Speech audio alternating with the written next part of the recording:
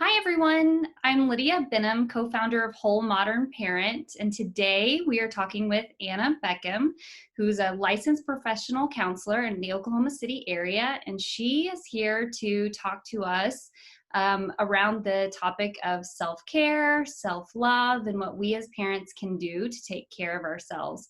And before this, Anna and I have had some really, really good conversations that we're going to try and re-tap into around how everyone's trying to take care of themselves, especially at this time during COVID-19. I know everyone's on different agendas, everyone's coming out at different paces, but we do have a lot of parents at home taking on a lot more responsibilities. And I think that this is the perfect timing for us to have an expert talk to us a little bit about this.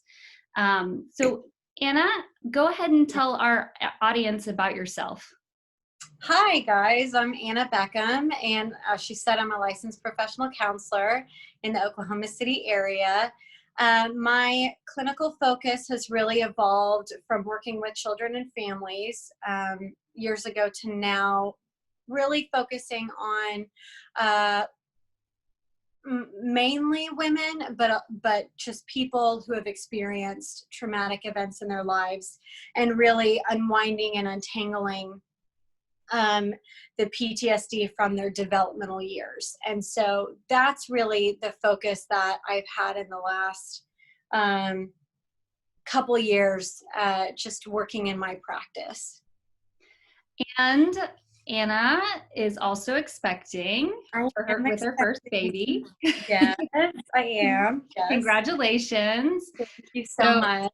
So you're about to tap into what is the heart of whole modern parenting. You're on the edge right now, but you're about your whole world. You're going to be in it. Oh, I'm ready for it. Yeah. So one of the great things about Anna is that she works with a lot of parents and she works with kids as well. Mm-hmm. So from our perspective, she has experience with both sides of the equation, and that's what makes this conversation today so valuable. So let's just kind of dive right in, if you don't mind, and let's go ahead and talk about why self-care is so valuable. You said something about, and we talk about this a lot as well, mm-hmm. is the mind-body connection. Yes. So self-care. So why self-care? It is so helpful for us to be able to connect with ourselves and align with ourselves and find grounding and peace within ourselves. So that way we can be the best for our kids. And the mind-body connection, we did discuss this earlier. And so what I want to say about that is that we have this really beautiful intelligence and inner relationship with our mind and our body. And so if we perceive something to be a threat or a very stressful experience, I know right now a lot of us are adapting and changing due to COVID-19 and mm-hmm. with the schools and all of that. Our worlds are upside down. They're completely upside down. And so what's happening is sometimes if we're not grounded within ourselves, if we're not tapping into that inner peace, which, you know, due to the chaos, it makes sense that we're not. Mm-hmm. What can happen is that we're actually functioning in the part of the brain that's called the limbic system, and specifically the amygdala. And what happens is, and I'm just going to go sciencey on you for just a minute. Great. And so what happens is that that's where we fight, flight, freeze, and dissociate. That's the part of the brain that kind of hijacks this prefrontal cortex.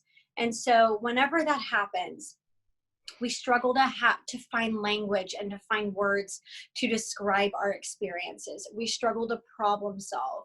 We don't learn. We cannot take in any new information whenever we are kind of hijacked by our limbic system. And so what we want to do is the first step in all of this is calming the body. When we can calm our body, then we can actually calm our minds. Our prefrontal cortex can come back online, if you will.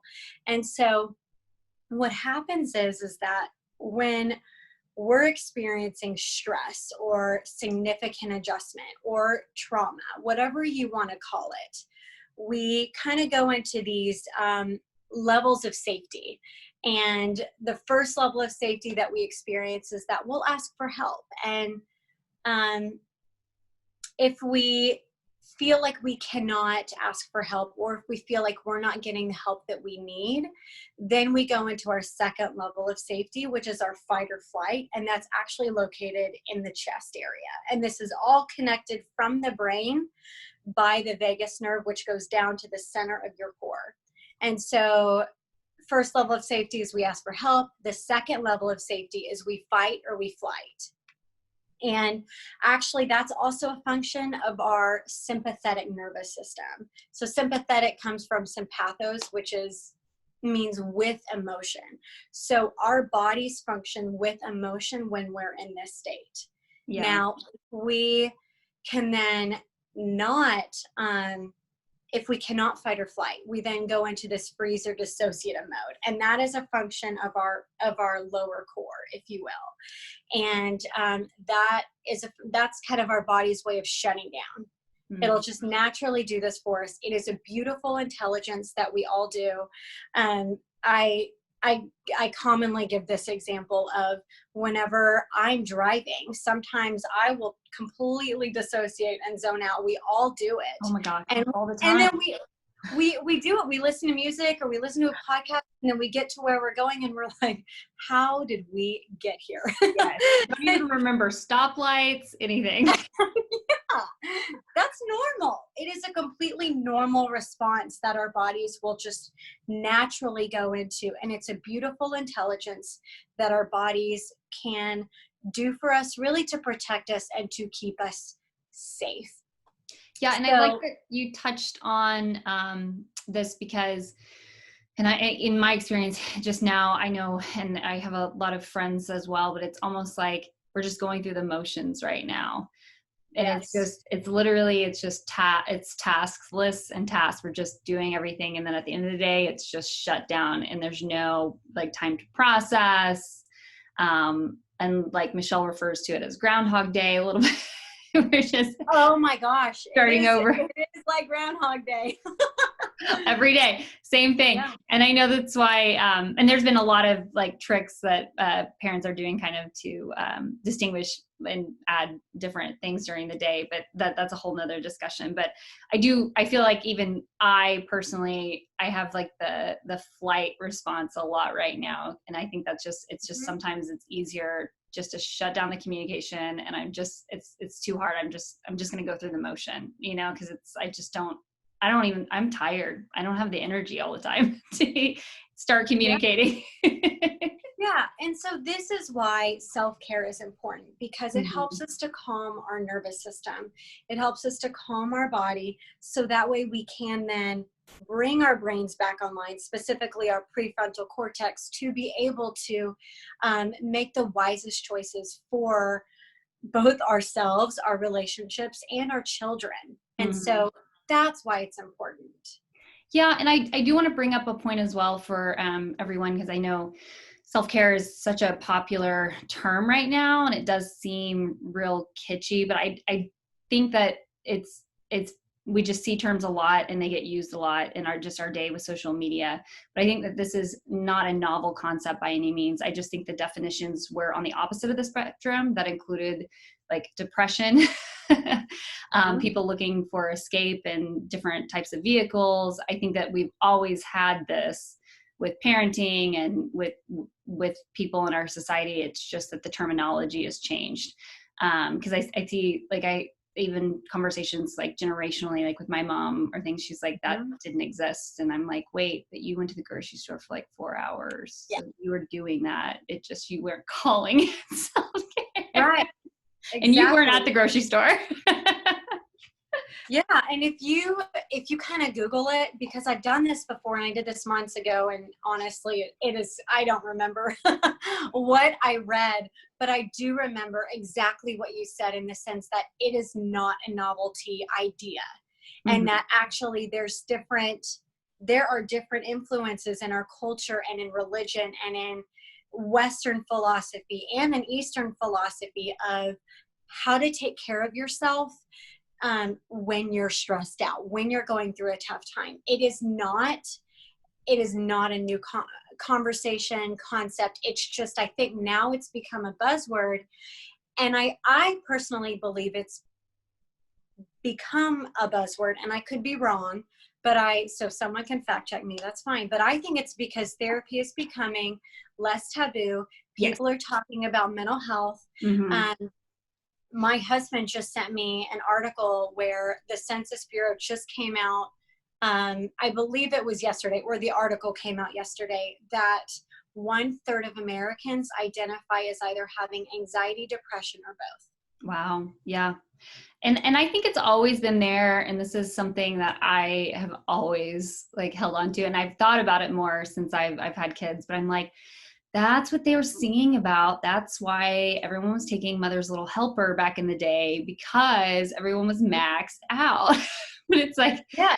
instead of reverting to like grabbing something to take, like we're talking about it more. And I think like, also, I mean, we have these communities of parents online, and we have these Facebook groups and all of these different resources. And I think it's helping, even though they do say, us as the way that we raise children is so isolating, but it's just our community has shifted a little bit. Yes. Yeah. And so go ahead. Oh, no, I was just going to move on into ways that we can really like hone into what works for us and how to tap into types of self-care. That's a great question. And so, there are so many different types of self-care. And again, like it can be broken down in so many different ways. The way I kind of want to break it down today has been influenced by the Gottman Institute. And they like to break down self-care in 5 different ways. They break it down with our physical self-care, our emotional self-care, our intellectual self-care, social self-care, and spiritual self-care. So if it's okay with you, I'd like to kind of just dig right into the first topic, which is our physical self-care. Mm-hmm. And I think that these are pretty self-explanatory things. But physical self-care is taking care of your physical needs, and that's getting the nutrition that your body needs. There's a lot of mood boosting foods that we can utilize to kind of help with brain function. And so researching that, there's a lot, our fruits, our vegetables, our healthy fats all do really great things for our mind and helping our physical self-care. And then there's also our sexual health, our anything exercise related, our medical and our dental health is also a really important aspect of physical self-care. So I'm currently 24 weeks pregnant, and during this time, I actually kind of wanted to reevaluate my medical care, and is what I'm doing the right thing for me and my choice. And so as I was researching this, I came across an article that talked about how in East Africa during the whole Ebola time period and concern, the maternal deaths were actually higher. And that was not due to Ebola. It was due to women not seeking medical care when they needed it and when it was important. So really making sure that you're taking care of your medical care. It is when it's important. It is very important. It is very important. It is. We're saying it multiple times. I know. And right now what we're also seeing in America is we're seeing less visits to the ER. Mm-hmm. I know people are still having heart attacks at the same rate. We're seeing a decrease in vaccinations with our youngsters. Yeah. And so and that's, again, that is a personal choice, but making sure to get the care that you need when it's needed is part of physical self-care. Yep, I agree. No, and I think that's something, and we were just talking about that because we're a little behind on our vaccinations just because of all of this. But I mean, we need to figure that out for us because that's it's on our family plan, and we can't go months I mean, realistically. So yeah, I think Uh, everyone's trying to figure it out at this point. yeah, and that's a tough choice to make too. Hmm. And I think that during this time, it's really, really important too to have compassion and grace for the choices that you're making for the best of your family, because you are navigating a situation that we haven't been in before. So having some grace with yourself as you discern and decide what's best for you and your family. Yeah. Okay, so so we have the physical, and Mhm. then what's the next? Next one that I'd like to talk about is our intellectual self-care. Yes. Yeah, our intellectual self-care is a lot about how it's about your personal growth and making sure that you are continuing growing mentally and continuing to learn emotionally. And so, in all different aspects of your life. And so,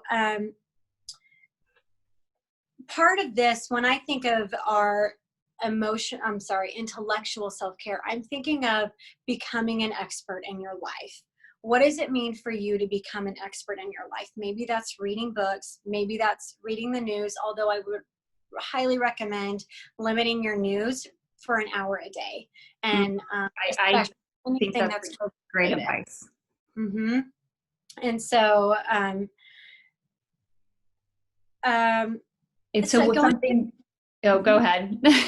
I know it's okay. I was going to say, even going to see a psychotherapist if it's needed, if you feel Mhm. like you need it. And that can be both preventative and for intervention. It's not just about going when stuff hits the fan. It's also about being preventative. Right. Similar to changing an oil in your car. You're not going to wait to change the oil in your car till your car breaks down. You're going to do it beforehand.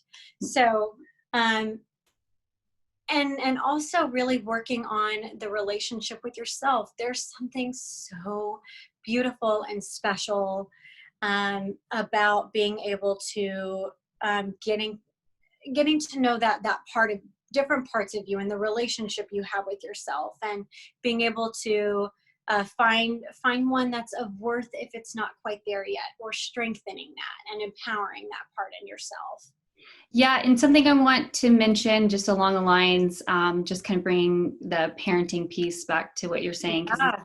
very, very valuable. And we talked about it just a little bit before we jumped on this, but is that I think it's easy to undervalue ourselves, especially when we're in the thick of parenting and the day to day, where we sometimes it's because our kids are screaming, it's just an automatic impulse to put them first. But I think we're realizing that in order to take a step back and really look at like the family as this holistic unit together, and my husband and I have started having conversations about this, and in Whole Modern Parent we're having conversations about this, because it's like you can't just live in the day to day with the book right in front of your face. I mean, you kind of have to step back Right.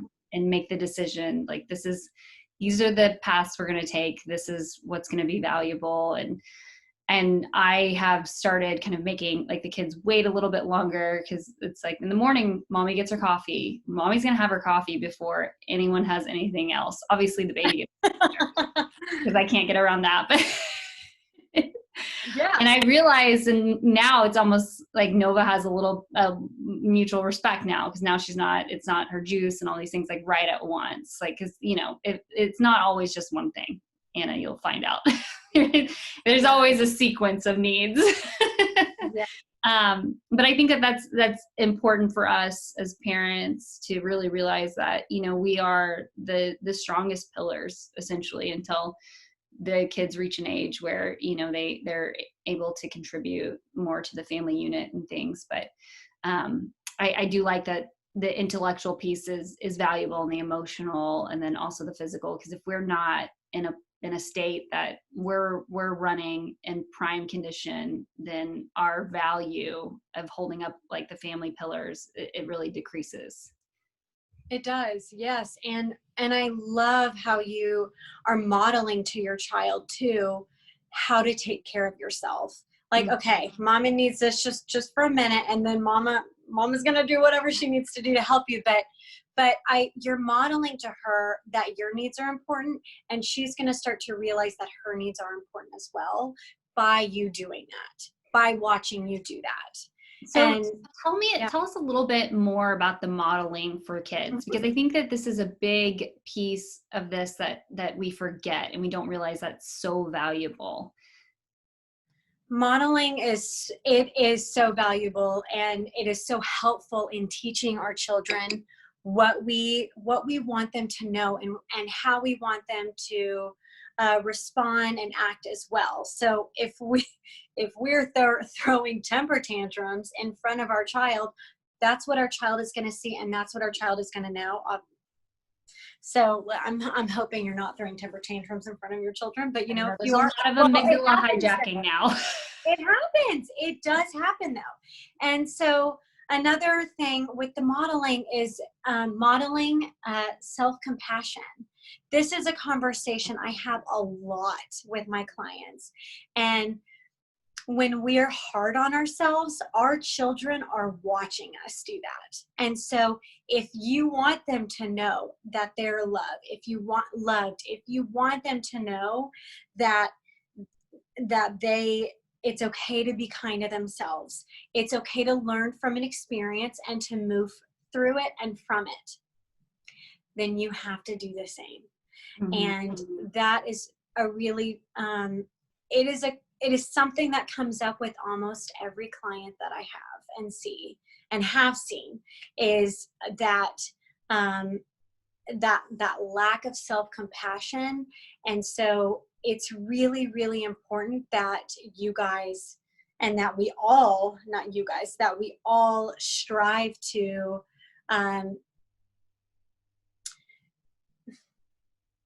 put ourselves first in ways that will actually help our children, and also with self-care, but also have compassion whenever things get really tough. And whenever we mess up, saying, you know what, mommy messed up, I'm sorry, apologize, it's okay. Let them see you fail, because that gives them permission to fail. I love And that. so yeah, and so it's all really helpful, and it's okay. Have grace with yourself, have grace with them. Yeah. So I think that that this ties into what we're talking about our inner dialogues. Yes. Because I think that's because it's like thoughts become kind of how your actions and your words. And I think that especially right now, I think there's a lot of inner dialogues going on. Yes. So let's talk about that, because that is a really important piece actually of emotional self-care, is how we treat ourselves. And so that's kind of the third point I wanted to make too, is that our thoughts are not necessarily always true. Actually, oftentimes they lie to us. And so asking yourself, is this helpful and is it true? And if it's both helpful and true, take it in. Okay. And go with it. If it's not, what I encourage is kind of notice it like a cloud in the sky. It will pass. None of us think one thought all the time, 24/7, right? So it will always pass. Our feelings will also always pass. And so that's just part of being human, is that these thoughts and these feelings come up and we're like, where did that come from? I don't want to be thinking that right now. These are called intrusive thoughts. And so it's a normal part of being human. And so just recognizing, is this helpful? Is this true? And moving through it that way. Okay. I'm totally stealing that and using that today, because I feel like constantly there's like some negative thinking. Some of it may or may not be directed towards my spouse. I think I need to or whoever's closest, really. It's just whoever's in the range of you. Yeah. But I think that's a really good takeaway. Just asking yourself, is it helpful and is it true? Because I think sometimes you can just go down that rabbit hole really quickly. You Um, can. And really quickly, one other thing that I think is very important to mention with our emotional self-care. mhm. So emotional self-care, and I didn't really describe it, but it is having this awareness of our feelings. So that way we then can identify it and use language and then communicate effectively. But I think one of the biggest pieces of this is actually just having consistency in within yourself, within your rituals, and within your home. And so create a consistent schedule for yourself, because what we know about consistency is that consistency actually equals safety for us. And when we feel safe, then we're able to approach situations with a wise mind and an open heart. Mhm. And it allows us to just think of, we're able to think in a grounded way, if that makes Yeah. sense. No, absolutely. I think it's calming for me. Schedules and like routine are well, and they're calming for the kids, and that's what all the books say. They're always like routine schedules, and I can see like my Mm-hmm. daughter when we get off out of whack, and ice cream for dinner and craziness. So, um, Right. so Yes. Anna, okay, Yeah. I just want to kind of close this one with one last question with you Mhm. today. So, what do you think makes you a whole modern parent? I think something that makes me a current whole modern parent Yes, well, is you basically are. You're I know. I I've had That's a the lot of first step. I've had a lot of conversations with people like, well, um, do you celebrate Mother's Day or do you wait until the child's actually born? And so I think that's a personal preference. Mhm. For me, I'm listening and I'm learning, and I feel like I'm paying attention to these signals as if it's the baby is here right now, because the baby it is here right now. Oh, It's yeah. just in my body right now.